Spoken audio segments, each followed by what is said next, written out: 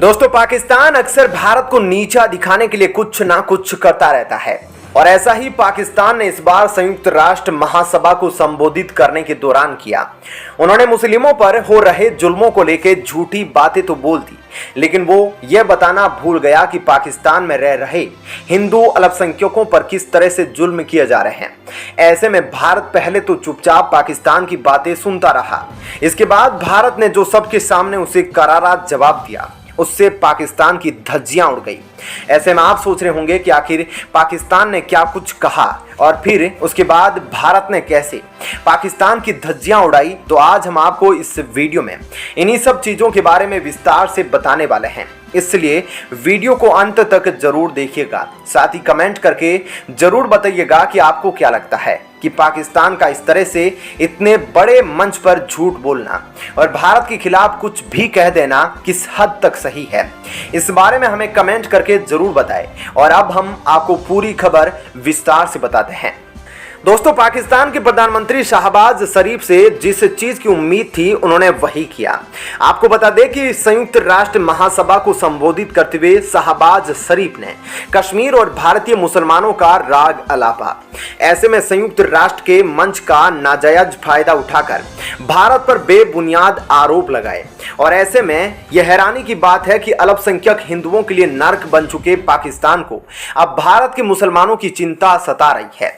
दोस्तों, शहबाज शरीफ ने कहा कि भारत में मुसलमानों के साथ भेदभाव होता है, हिजाब पर पाबंदी लगाई जाती है और मस्जिदों पर हमले किए जाते हैं। हैरानी की बात तो यह है कि शहबाज शरीफ ने कहा कि भारत में मस्जिदों पर हमले होते हैं, जबकि अगर देखा जाए तो पाकिस्तान और अफगानिस्तान में ही आए दिनों मस्जिदों पर हमले की खबरें आती रहती है, क्योंकि उनके अपने ही देश पाकिस्तान और अफगानिस्तान में मस्जिदों पर बम धमाके आम हो चुके हैं। सैकड़ों मुसलमान इन बम धमाकों में मारे जाते हैं, लेकिन शहबाज शरीफ को संयुक्त राष्ट्र में झूठ बोलते हुए बिल्कुल भी शर्म नहीं आई। शहबाज शरीफ ने यह भी कहा कि भारत में मुसलमानों के साथ भेदभाव होता है। ऐसे में शायद वो ये बात भूल गए कि किस तरह से पाकिस्तान और सुन्नी बहुल देशों में शिया मुसलमानों और अहमदिया मुसलमानों के साथ किस तरह का भेदभाव किया जाता है, लेकिन पाकिस्तान को यह सब छोड़कर भारत के मुसलमानों की चिंता है। शहबाज शरीफ संयुक्त राष्ट्र को यह बताना भूल गए कि पाकिस्तान में किस तरह से रोजाना हिंदू मंदिरों पर हमले किए जाते हैं और वहां तोड़फोड़ मचाई जाती है, लूटपाट की जाती है। देखा जाए तो पाकिस्तान के कट्टरपंथी मंदिरों को तोड़ते हैं और यही नहीं, भारत में रह रहे कट्टर मुसलमान भी आए दिन ऐसे ऐसे कांड करते हैं जिसके बारे में जितना बताया जाए उतना कम है। वैसे पाकिस्तान संयुक्त राष्ट्र में झूठ बोलकर निकल जाए और भारत उसकी धज्जियां ना उड़ाए, ऐसा कभी हो भी नहीं सकता। इसलिए भारत ने भी बिना समय बर्बाद किए पाकिस्तान को धो दिया। आपको बता दें कि संयुक्त राष्ट्र महासभा में भारत की तरफ से पाकिस्तान को मुंहतोड़ जवाब दिया गया। जी हां, भारत ने कहा कि पाकिस्तान में अल्पसंख्यक समुदाय की हजारों युवा महिलाओं का अपहरण कर लिया जाता है। तो ऐसे में हम इस बारे में क्या निष्कर्ष निकाल सकते हैं? दोस्तों, ऐसे में भारत की तरफ से बोली गई सिर्फ एक लाइन ने संयुक्त राष्ट्र महासभा में पाकिस्तान की धज्जियां उड़ाकर रख दी और पाकिस्तान की बोलती एकदम से बंद हो गई और इसके बाद पाकिस्तान कुछ भी बोलने लायक नहीं रहा। दोस्तों, ऐसे में इस खबर के बारे में आपकी क्या राय है? आपको क्या लगता है कि भारत ने पाकिस्तान को इस तरह से करारा जवाब देके सही किया या नहीं? इस बारे में हमें कमेंट करके जरूर बताइएगा और साथ ही वीडियो को ज्यादा से ज्यादा लाइक शेयर करें। दोस्तों, वैसे तो आप सभी जानते ही हैं कि पाकिस्तान के बाद जो भारत का कट्टर दुश्मन माना जाता है वो है चीन। चीन हमेशा से ही भारत को नीचा दिखाने और अपने आप को सही साबित करने में लगा रहता है। हाल ही में हुई एससीओ समिट के दौरान भी प्रधानमंत्री मोदी ने चीन और पाकिस्तान से मुलाकात ना करके उनके सामने अपनी नाराजगी को साफ जाहिर किया था और ऐसे में उन्होंने पूरी मीटिंग के दौरान एक बार भी शी जिनपिंग से मुलाकात नहीं की और इसी वजह से इस मंच पर दोनों देशों की दूरी साफ नजर आई, क्योंकि दोनों के चेहरों पर गुस्सा साफ झलक रहा था और दोनों ने ही एक दूसरे से हाथ तक नहीं मिलाया। देखा जाए तो दोनों देशों के बीच गलवान घाटी में हुई सैन्य झड़प के बाद यह पहला मौका था जब दोनों देशों की आपस में मुलाकात हुई थी और ऐसे में दोनों देशों की आपस में बातचीत ना होना जायज था। लेकिन दोस्तों, आपको यह जानकर हैरानी होगी कि चीन के लोग पीएम मोदी को काफी ज्यादा ज्यादा सम्मान करते हैं।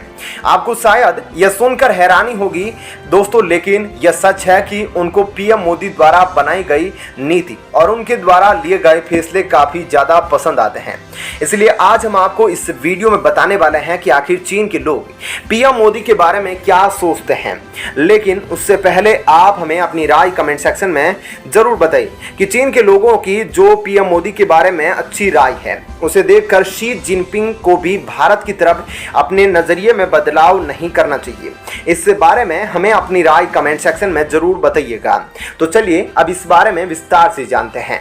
दोस्तों बता दें कि चीन के लोग पीएम मोदी की कूटनीतिक सफलता के दीवाने हो रहे हैं। मीडिया रिपोर्ट्स के मुताबिक भारत की स्वतंत्र विदेश नीति की चीन के सोशल मीडिया पर काफी चर्चा है और रिपोर्ट्स के मुताबिक चीनी लोगों का एक हिस्सा पीएम मोदी को राजनीतिक के तौर पर एक बुद्धिमान व्यक्ति के तौर पर देखता है और उनका मानना है कि पीएम मोदी प्रमुख शक्तियों के साथ संबंधों को संतुलित करके भारत के राष्ट्रीय हितों को आगे बढ़ाते हैं।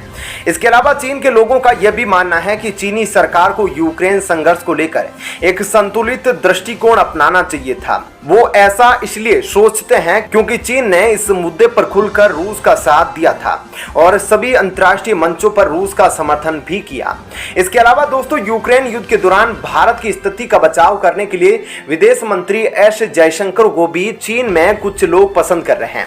आपको बता दें कि चीन के सरकारी अखबार ग्लोबल टाइम्स ने 2020 में एक सर्वे करवाया था और इस सर्वे में वहां के लोगों से चीन और भारत के रिश्तों पर राय मांगी गई थी और इस सर्वे में चीन के तकरीबन 10 बड़े शहरों के 2000 से ज्यादा लोगों ने हिस्सा लिया था। इस सर्वे में चीन के लोगों ने भारत को अपना विरोधी माना था, लेकिन इस सर्वे में यह भी पाया गया कि 51% लोग मोदी सरकार को पसंद करते हैं। ऐसे में दोस्तों हैरानी की बात यह है कि पीएम मोदी सरकार को पसंद करने वालों की खबर ग्लोबल टाइम्स के पन्ने पर थी, लेकिन बाद में उसे हटा दिया गया। हालांकि ग्लोबल टाइम्स ने सर्वे के हिस्से को ट्वीट भी किया था और उसमें अभी भी मोदी सरकार को पसंद करने वाली बात दिख रही है।